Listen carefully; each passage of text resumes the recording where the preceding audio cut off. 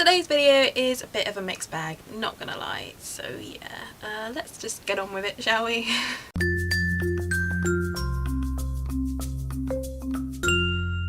Hi everybody, it's Lydia here. So yeah, I had loads of random stuff to talk about today, so this is a lucky dip video. Hey! First thing I wanted to mention is that there is a read-along starting today on Goodreads of The Bone Season by Samantha Shannon. I really recommend going and reading it and joining that. I will put the links in the description below. If you've been watching my channel for a while, you'll know that I go on about this book a lot, and there is a reason for that, and so this is basically an excuse for you to go and read it and go and find out why I'm always going on about it so much. So go do it. If you don't do it, then well, you've only got yourself to blame, haven't you? So yeah. Part 2 in this lucky dip is a DNF. I started reading Noggin by John Corey Whaley probably about mid-September. I got it as a first reads of Goodreads, and I really tried with this book and I just couldn't get into it. I think it's a really clever idea. It's basically about this guy who has a head transplant, and he wakes up like 5 or 6 years in the future because his head has been frozen while his body has been transferred onto this other guy's body. It's all, you know, very random.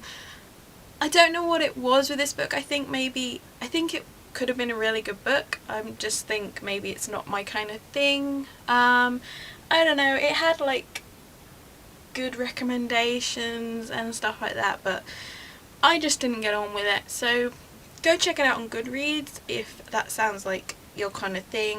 I know a lot of people did enjoy it, but it just wasn't for me. What can I say? Moving on. Part number 3 is about a book which I am looking forward to coming out in November. I am actually on a book buying ban at the moment because I just have so many books on my TBR list, and this will probably be going on my Christmas list, so I won't be reading it for a while, but I wanted to mention it because I know it's coming out soon. And this is The Glassblower by Petra Durst Benning. This is the trilogy. It's the first part in a trilogy of the same name, and it is about 3 sisters living in this village in Germany, and their father dies suddenly and they have to look after themselves, and one of them decides she's going to go out and get a job.